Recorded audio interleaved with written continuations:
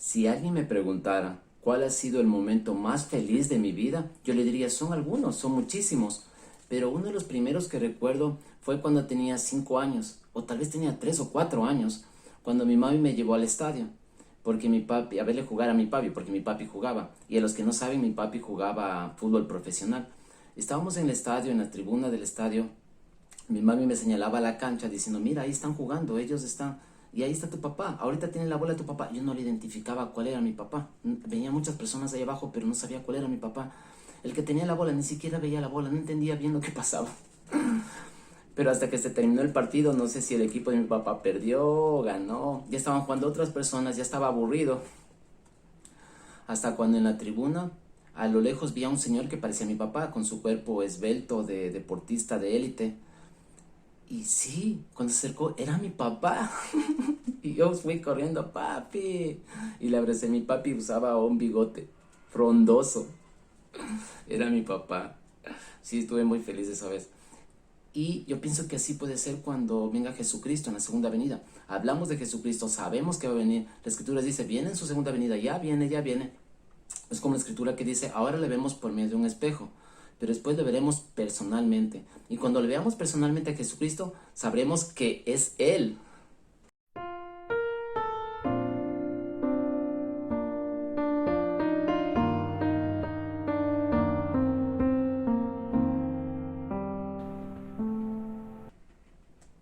Hermanos, hermanas, buenos días. Mi nombre es Germán Oliva. Vamos a continuar con nuestro estudio del libro de Doctrina y Convenios. Doctrina y Convenios es una historia, un relato de una historia de los primeros miembros de la iglesia después de la restauración. La relación que ellos tenían con Dios, los mandamientos que les daban, las revelaciones que tenían, las persecuciones que recibían. Bueno, persecuciones recibimos hasta ahora porque hay personas que piensan que la iglesia es un club de perfectos, pero no es un club de perfectos, es un hospital de enfermos en donde vamos para tratar de mejorar, para tratar de curar nuestras heridas, para tratar de sanarnos. Y cuando nos desviamos, así como tenemos la fuerza de voluntad o tuvimos la fuerza de voluntad de aceptar a Jesucristo como nuestro Salvador y bautizarnos, con esa misma voluntad y valentía tratamos de enderezar nuestro camino, nuestra vida. Y es por eso que vamos a la iglesia. Cuando tratamos de enderezar nuestro camino es como cuando queremos ser hoy mejores que el día de ayer. La paz que nos da Jesucristo, yo pienso que no es comparable ni cuando te compres una casa, ni cuando hagas o salga o no salga o un negocio, ya no importa, solo tienes la paz de Jesucristo y tienes la salvación de Jesucristo. Tú sabes que está ahí. Yo no lucho por vivir, sino vivo para tratar de estar con Jesucristo al lado, para continuar con esta paz. Y yo pienso que esto se puede lograr repasando la clase anterior. Hay un versículo, vamos a leer ese versículo. Recordando la clase anterior, tenemos el versículo número 9 de la sección número 66. La sección número 66 fue una revelación que se recibió el 25 de octubre de 1831. El versículo número 9 al final dice, ten paciencia en las aflicciones, pide y recibirás, llama y se os abrirá. Cuando dice ten paciencia en las aflicciones quiere decir las cosas malas que te pueden pasar, como todas las cosas malas que te pueden pasar. Dice ten paciencia en esas cosas malas y pide que se te dará, llama y se os abrirá. El Señor quiere que pidamos que todas las cosas que necesitamos. Cuando nosotros pedimos, el Señor nos contesta, nuestra mente, nuestro corazón, por medio de otra persona, como sea, nos contesta, pero es el Espíritu Santo que tenemos conexión con el Señor. De esta forma fue que recibió José Smith esta inspiración de escribir todo este libro de Doctrina y Convenios. También, por esto también somos perseguidos los de la iglesia, ¿sí? Y esta vez por hermanos cristianos de otra iglesia que dicen que los cielos ya están cerrados, que no hay este tipo de revelaciones. Nosotros creemos en un libro que se llama el Libro de Mormón, que es otro testamento de Jesucristo, que es la historia de los primeros habitantes del continente americano y la relación que ellos tenían con Dios, sus revelaciones que ellos tenían, pero ellos dicen, no hay más revelaciones. También creemos en otro libro que se llama Doctrina y Convenios, que es la revelación que recibió José Smith para algunos miembros de la iglesia y para la iglesia en general. Pero dice, no, eso de Doctrina y Convenios no existe, el libro de Mormón tampoco existe, no hay revelaciones actualmente, lo único que hay es la Biblia.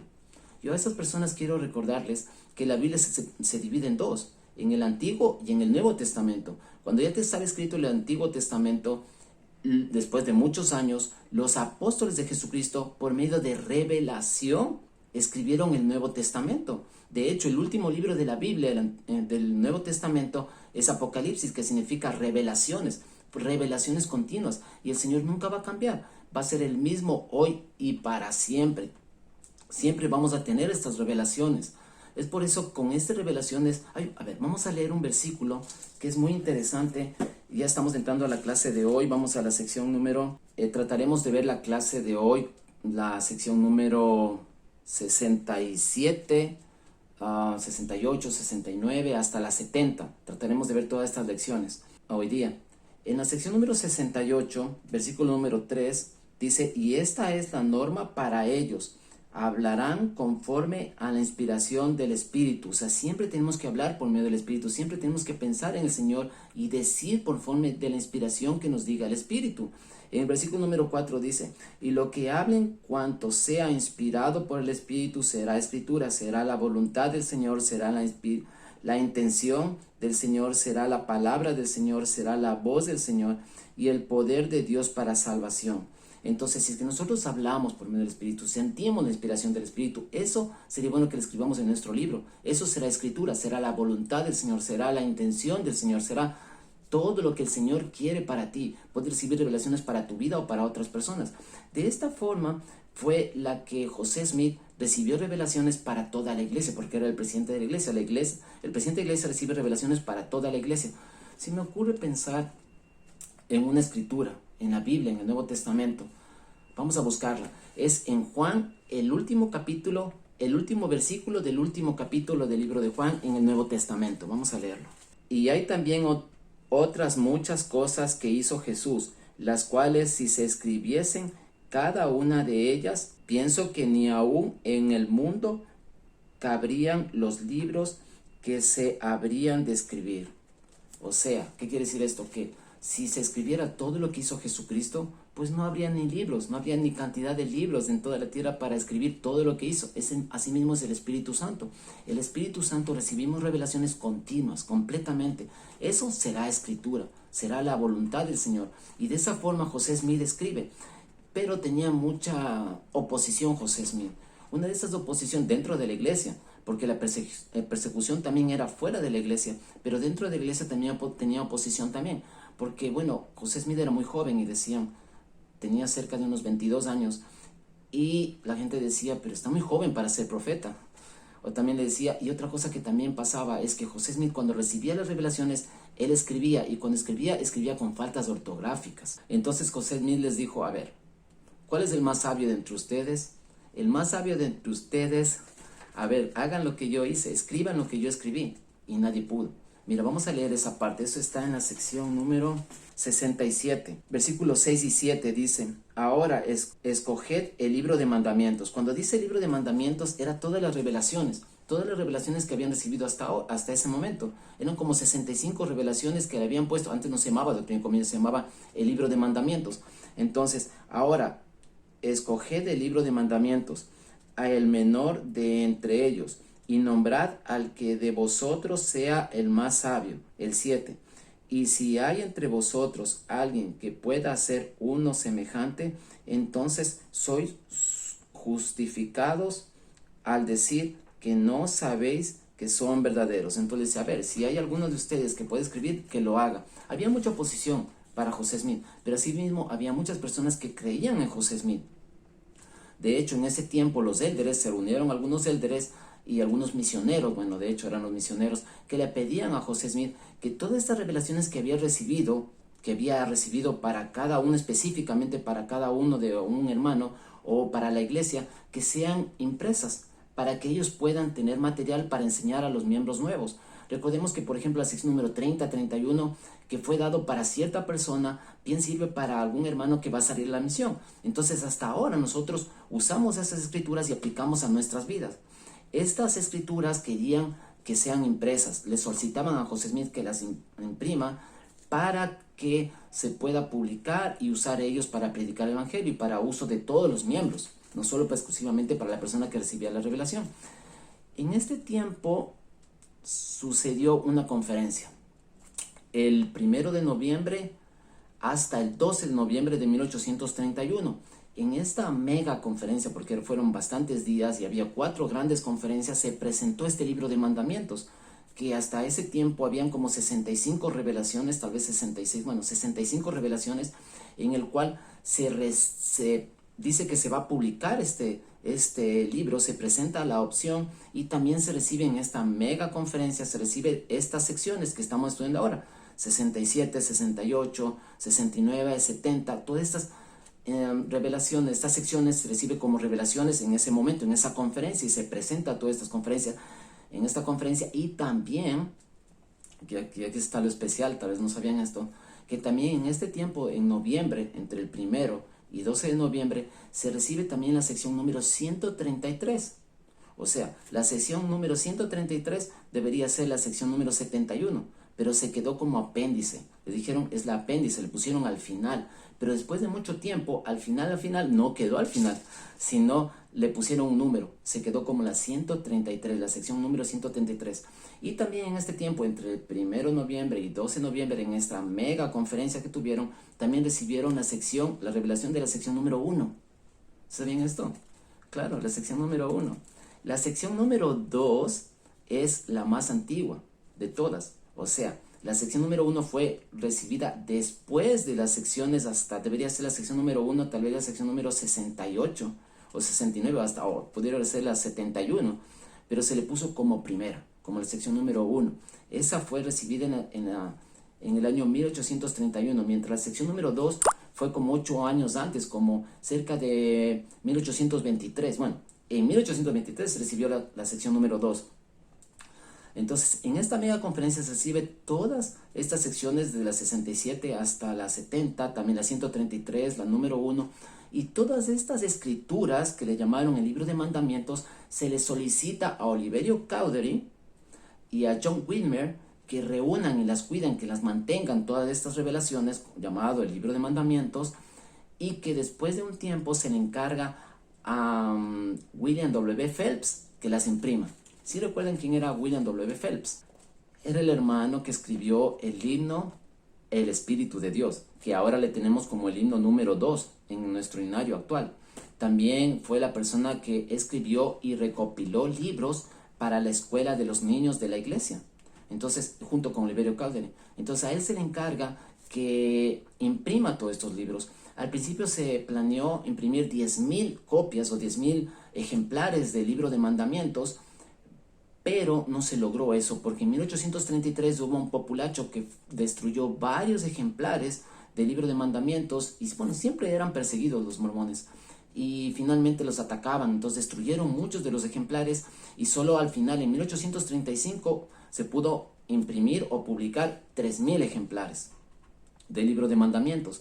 En este año mismo, también en 1835, se decide incluir en Doctrina y Convenios 7 secciones más, de las cuales eran las clases de la escuela de los profetas, que veremos la próxima clase también, un poco más de esto. Pero existía una escuela que se llamaba la escuela de los profetas, y estas clases lo recibían ahí. Era una especie de manual, eran 7 temas que trataremos de ver qué eran estos temas. Estos 7 temas se le incluyó al libro de mandamientos y se le cambió de nombre. Ahí es cuando se cambia. El libro de Doctrina y Convenios no siempre se llamó Doctrina y Convenios, se llamaba el libro de mandamientos, pero cuando se incluye estas 7 secciones, discursos de fe, de hechos para la escuela de los profetas, se cambia de nombre a Doctrina, porque se incluye estos manuales, estos discursos, y Convenios, porque estos convenios eran los que recibió José Smith, o las revelaciones que recibió José Smith, llamado como el libro de mandamientos, y se llamaba como un convenio. Se queda como doctrina y convenios. Hasta ese tiempo se tenían como una especie de unas 103 secciones, 103 revelaciones. Entonces esta se imprimió y se tenía este libro como libro de mandamientos, hasta llegar a 1921, en donde hubo otra revisión más. Estamos hablando de revisión. Recordemos que la iglesia es todavía está en continua restauración, como dijo el presidente Nelson. Mire los cambios que ha habido últimamente en la iglesia. No quiero nombrar todos los cambios, pero sí quisiera citar uno, cuando por ejemplo los testigos para un bautismo antes eran poseedores del sacerdocio, ahora pueden ser 2 mujeres. Entonces siempre estamos en continua restauración, cambiando. Tal vez yo pienso que cuando el Señor no nos da toda la información de una, sino nos va indicando poco a poco para que nosotros podamos entender. De hecho pasa así, cuando por ejemplo en la noche primero aparece una estrella, otra estrella y después aparecen todas las estrellas. Así mismo el Señor nos va preparando para que no tengamos todo el conocimiento de una, sino poco a poco nos va enseñando. De esa forma es lo que se va restaurando también la iglesia. En esta nueva revisión de 1921, la primera presidencia del Consejo de los 12 Apóstoles quedan de acuerdo en sacar estos discursos, estos 7 discursos de fe que fueron hechos en la Escuela de los Profetas, que estaba en Kirtland, porque dicen que era exclusivamente para la Escuela de los Profetas. La Escuela de Profetas, como les digo, es como un instituto. Entonces, estos manuales que vamos a ver los temas, eran exclusivamente para estudio, para un manual, para un instituto. Y se decide sacar de ahí. También se hace algunos cambios o revisiones de algunas escrituras. Por ejemplo, en la clase que estamos viendo ahora, en la sección número 68, en el versículo número 14 y 15, en donde es la manera de llamar a los obispos, está hablando de llamar a los obispos. En el 14 dice, quedan por ser apartados más adelante, en el debido tiempo del Señor, otros obispos en la iglesia, los cuales ejercerán su ministerio como el primero. ¿Cuál era el primer obispo? ¿Cuál era el primer obispo? Edward Patrick, ¿verdad? Y así como las funciones que tenía Edward Patrick, estaba buscando llamar a más obispos. Y la forma de llamar a más obispos o el procedimiento está en el versículo número 15. Por consiguiente, han de ser sumos sacerdotes dignos y serán nombrados por la primera presidencia del sacerdocio de Melquisedec, a menos que sean descendientes literales de Aarón. Bueno, cuando son descendientes literales de Aarón, van directamente al obispado. Y también, si es que no son descendientes literales de Aarón, tienen que ser sumos sacerdotes, un orden del sacerdocio, sumos sacerdotes dignos, no cualquiera sumo sacerdote, sino sumos sacerdotes dignos, y serán nombrados por la primera presidencia. Esto es hasta ahora. De hecho, cuando me llamaron a mí como obispo, tengo un certificado, ya les voy a presentar el certificado, firmado por la primera presidencia. Es lo que se hace. La primera presidencia llama a un obispo. Entonces el obispo es respaldado por la primera presidencia, por la mismísima presidencia de la iglesia, por el profeta, es llamado un obispo. Podemos ver muchas fallas en él, como lo veían en José Smith, un obispo, pero recordemos que él tiene el manto, y él tiene la inspiración y el espíritu para dirigirte como obispo, ser tu obispo, y de esa forma es lo que se llama ahora. Pero hay un problema, hay algo aquí. No casi problema, pero para que ustedes conozcan, en 1831, donde supuestamente esta revelación fue dada, no existía la primera presidencia. No existía la primera presidencia, no había primera presidencia. Es por eso que estos cambios se hicieron en 1921, en estas reformas. Y también hay otro versículo, en el versículo número 20, que podemos encontrar en esta sección, en donde dice, y un descendiente literal de Aarón también debe ser designado por la primera presidencia. Entonces, si tú eres descendiente literal de Aarón, vas directamente al obispado, pero con la autorización de la primera presidencia. Entonces, todas estas revisiones se hicieron, y hubo otra revisión más en 1981. En 1981 se aumentó la sección número 137 y 138, los discursos de Joseph Fielding Smith, que hablan de los muertos, que Dios mediante cuando lleguemos allá lo estudiaremos, porque es muy buenos estas secciones que hablan más profundamente de las personas que se han muerto. Sección número 137 y 138, esas fueron aumentadas en la nueva versión, podemos decir versión, de 1981. Y también en esa edición se aumentó la declaración número 2, en donde dice que todos los hombres dignos pueden ser poseedores del sacerdocio, no importa su raza, sean blancos, negros, no importa su raza, todos pueden ser. También se aumentó pies de página, o sea, para poder estudiar de mejor forma las escrituras. Y hasta cuando llegamos a la edición de ahora.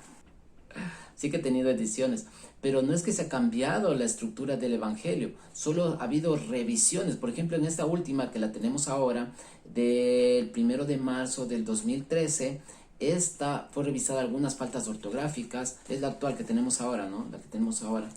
Y se aumentó mapas, se aumentó escrituras, digo, pie de páginas, por ejemplo, las escrituras de la Biblia ya se le ponía en la triple, o sea, en Doctrina y Convenios, la relación. Si estás estudiando un tema de una sección, podías tener referencias de la Biblia, del Libro de Mormón, de la Perla de Gran Precio, ahí ya tenías pie de página como para tener un mejor estudio, eso es una gran ayuda. Otra cosa que antes del 2013 teníamos la guía de estudio en inglés. Querías ver algo, tenías que verlo en inglés. Yo tantas veces que busqué en guía de estudio en inglés, pero ahora ya la teníamos en español. Desde el 2013 tenemos la guía de estudio en español y podemos ayudarnos y estudiar de mejor forma estas escrituras. Ahora que mira, ahora que ya estamos estudiando, estamos haciendo un estudio global de Doctrina y Convenios, deberíamos estudiar la introducción. Recordemos que cuando nosotros empezamos a estudiar Doctrina y Convenios, no estudiamos la introducción, que fue un error, pero lo vamos a hacer hoy día. Y recordemos que cuando empezamos a estudiar la Doctrina y Convenios empezamos de la sección número 1, pero recordemos que la sección número 1 fue recibida la revelación en 1831, como 8 años antes de la sección número 2, que primero fue la sección número 2 que fue recibida en 1823. Entonces fueron como unos 7 años o 8 años después de la primera sección, de la sección número 2 recibieron la sección número 1, ya hemos hablado de esto, que la sección número 1 debería ser la sección número 68 tal vez. Bueno, cuando empezamos a estudiar Doctrina y Convenios empezamos a estudiar de la sección número 1, pero deberíamos estudiar la sección número desde la introducción. Y eso debimos haber hecho y no lo hicimos. Lo vamos a hacer ahora ya que estamos hablando en general de toda Doctrina y Convenios. El párrafo número, 1, 2, 3, 4, 5, 6, 7, 8. El párrafo número 8, en donde dice varias de las primeras secciones. Vamos a leer ahí, ¿ya? No todo, vamos a leer una parte. Dice, varias de las primeras secciones tienen que ver con el asunto de relacionados con la traducción y publicación del Libro de Mormón. La sección número 3, 5, 10, 17 y 19 son las para poder estudiar la mejora al Doctrina y Convenios. Luego nos habla sobre la traducción de la Biblia, de la traducción inspirada de la Biblia, que son secciones número 37, 45, 73, 76, 77, 86, 91, 132, en general. Todas estas. Y podemos estudiar mejor. Pero el que me interesa que podamos leer es el siguiente párrafo, el párrafo número 9. Dice, en las revelaciones, esa parte donde dice, en las revelaciones, aquí nos enseña lo que estudiamos en Doctrina y Convenios, lo que habla de Doctrina y Convenios. Dice, en las revelaciones se expone la doctrina del Evangelio con explicaciones acerca de los principios fundamentales como la naturaleza del Padre, ahí va uno, naturaleza del Padre, del Hijo, del Espíritu Santo, el origen del hombre, la realidad de Satanás, el propósito de la vida terrenal, la necesidad de la obediencia, la necesidad de arrepentimiento, las obras del Espíritu Santo, las ordenanzas y prácticas que corresponden a la salvación, el destino de la tierra, la condición futura del hombre después de la resurrección, el juicio, lo eterno de las relaciones conyugal, la naturaleza de la familia, entre otras cosas, ¿ya? Vamos a leer otra vez, pero vamos a resumirlas. Dice la naturaleza del Padre, el origen del hombre, la realidad de Satanás, la vida terrenal, la necesidad de obediencia, el arrepentimiento, las obras del Espíritu Santo, ordenanzas y prácticas que corresponden a la salvación, el destino de la tierra, con las condiciones futuras del hombre después de la resurrección, el juicio, lo eterno de la revelación de la relación conyugal, también la naturaleza eterna de la familia. Más o menos ahí tenemos una lista de lo que estudiamos en Doctrina y Convenios. Sería bueno también ver sobre los temas que se aumentaron en 1835, los discursos de fe, estos 7 mensajes o 7 secciones que se aumentaron, que hicieron en la Escuela de los Profetas, pero no vamos a tener tiempo. No vamos a tener. Vamos a verlos en la siguiente clase porque tenemos hoy día un invitado. Vamos a la sección número 68, versículo número 25, que habla de los padres. Es por eso que empecé mi introducción hablando de mi papá. Bueno, ahora hablamos un poco más de los padres. Muy rápido, ¿ya? Cuando nosotros somos misioneros enseñamos a hombres, mujeres y niños. No solo niños, no solo mujeres, no solo hombres, sino hombres, mujeres y niños. enseñamos a todos, pero cuando tú eres padre, enseñas a tus hijos. Versículo número 25 dice: y además, sí, hay padres que tengan hijos en Sion o en cualquiera de sus estacas organizadas y no les enseñan a comprender la doctrina del arrepentimiento, de la fe en Cristo, el Hijo de Dios viviente, del bautismo y del don del Espíritu Santo por la imposición de manos. Al llegar a la edad de 8 años, el pecado será sobre la cabeza de sus padres. Entonces estamos hablando de que si los padres no enseñan a sus hijos, el pecado caerá sobre los padres. Bueno, es muy difícil ser padre. Bueno, a mí me gusta ser papá, en serio. Lo he disfrutado muchísimo. Siempre he disfrutado de mis hijos. De hecho, siempre he querido estar con ellos. Y recuerdo cuando en mi trabajo, bueno, yo trabajaba para la Fuerza Aérea Norteamericana, para la Air Force, y ellos me querían llevar al África, a trabajar bien lejos, y era casi rogándome que me vaya. Entonces finalmente dije que bueno, me voy. Pero después me arrepentí porque me di cuenta que mis hijos eran pequeños, y los niños cuando están pequeños quieren estar con su papá, no cuando están grandes. Entonces los iba a ver muy pocas veces, tal vez iba a venir 2 o 3 veces al año. Y no sé si valía la pena. Entonces yo decidí no irme y quedarme con mis hijos, poner negocios aquí y trabajar aquí en Manta con ellos. Y siempre estuve con ellos. Siempre. Estuve en todos los cumpleaños, estuve en todas las olimpiadas de la escuela, estuve en todas las reuniones de padres de familia. En todo. Estuve siempre en todo. No quiere decir que he sido un buen padre. No lo creo. Y de hecho, no puedo evaluar yo si fui un buen padre. Tienen que mis hijos evaluarme si es que yo fui un buen padre o soy un buen padre. Porque bueno, de hecho nunca se termina el llamamiento de padre. Siempre va a ser, y no puedes ser delegado. Tienes que ser tú mismo, tú eres el padre. Y también cuando llegue el juicio final, hasta el juicio, bros.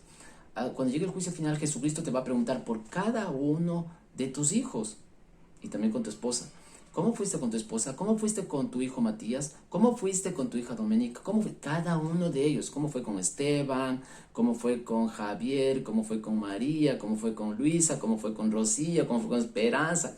Con cada uno de tus hijos te preguntará el Señor, a ver, ¿cómo fue con ellos? No es que te dice, tú fuiste un buen padre, qué bueno, no, a ver, ¿cómo fue con cada uno de ellos? Y de hecho sí me gustaría que mis hijos tengan una buena calificación para mí como padre, de verdad. Pero bueno, siempre hay muchas fallas. Y también puedo decir sobre esto que cuando uno tiene hijos, puede entender mejor a su papá. Tenemos muchas fallas, pero por eso he invitado a un padre de familia que le admiro como papá. Pienso que es un buen papá. Es David Vera, Hugo David Vera. Es un miembro de mi barrio. Y los hermanos de mi barrio ya lo conocen. Entonces le tenemos, además que es un amigo, el hermano Hugo David. Le vamos a dar el tiempo para que den su testimonio sobre cómo ser papá y alguna historia que quiera contarnos. Solo tiene unos 5 minutos. Y luego volvemos, doy mi testimonio y terminamos la clase.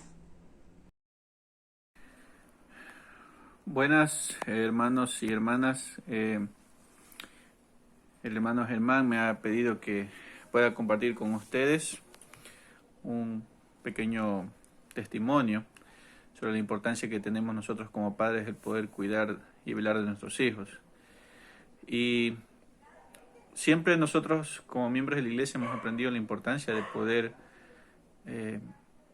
cuidar de nuestros hijos, el convenio que representa eso, el poder ser responsable de estos hijos que nuestro Padre Celestial nos ha dado. Pero no solamente es el hecho de poder brindar el apoyo, el cuidar de sus necesidades, el proveer para sus necesidades, sus estudios, sino también está el hecho de poder nosotros como esposos, como parejas, poder demostrarle a nuestros hijos la importancia de nuestro cónyuge. Entonces, al menos personalmente como padre, yo creo que una de las mejores cosas o mejores regalos que podemos darle a nuestros hijos es ver cómo nosotros amamos a nuestras esposas. Entonces, siempre nosotros debemos recordar la importancia de esto en nuestras vidas como padres, lo que tienen que representar nuestros hijos para nosotros, así como nosotros, lo que nosotros representamos para nuestro Padre Celestial, de la misma manera que nuestros hijos representan para nosotros. Sé que el poder ser obediente a estos mandamientos trae muchas bendiciones para nosotros. Sé que el poder cumplir con los convenios que hacemos en el templo y poder velar por nuestros hijos, por nuestro cónyuge, traerá muchas bendiciones a nuestras vidas. Y comparto esto en el nombre de Jesucristo. Amén. Agradecemos al hermano Hugo David Vera por su excelente testimonio de cómo ser padre. De hecho, esto de ser padre es un principio eterno, un principio celestial, porque tenemos un padre en nosotros, somos sus hijos, entre nosotros somos hermanos, hermanos que tenemos un padre celestial. El principio viene desde ser padre celestial, desde el padre, y él nos da la oportunidad de ser padres acá. Es una bendición de las escrituras dice, es nuestra herencia de Jehová son tus hijos, lo dicen Proverbios. También puedo decir que a veces nos toca ser padres postizos, padres de otros hijos, padres de otras personas que no son nuestros hijos. Yo recuerdo ahora, viene a mi mente lo que me contó un compañero de trabajo. Él se llama Andrew Lance. Él es un ex militar de la Fuerza Aérea, un ex militar. Y él me dijo que su padre murió cuando él era muy joven y tuvo un padrastro. Y él me contó que su padrastro le dijo, ¿sabes qué? Yo nunca voy a ser tu papá, yo soy tu padrastro, pero trataré de hacer lo mejor posible. Me conmovió esto muchísimo. Voy a tratar de hacer lo mejor posible, de acompañarte en todo lo que tú puedas, le había dicho. Bueno, él lo cuenta mejor, más bonito, pero a veces nos toca ser padres de otras personas. Al ser un líder de la iglesia, viene siendo una especie de papá de todos los que presides. Ser un obispo es ser papá de todos los miembros de tu barrio. A veces nos toca ser padres. A veces tenemos mucho miedo de hacer un buen papel, pero bueno, el Señor ha confiado en nosotros, y si ha confiado en nosotros es que porque nosotros podemos hacerlo. Recordemos que cuando el gran Padre eterno, el Dios de toda la tierra, mandó a su Hijo Jesucristo al Salvador del mundo, le escogió a José para que sea padre de él, padre terrenal de él, padre adoptivo de él, un padre adoptivo. Y es interesante y bonito en la escritura en Lucas cuando dice que Jesús crecía en estatura, en gracia y en sabiduría. Que nosotros podamos ser unos buenos padres, que podamos tener siempre el Espíritu Santo, que podamos tener siempre las revelaciones continuas con nosotros y nuestras familias y nuestros amigos para bendecir a todos. En el nombre de Jesucristo, amén.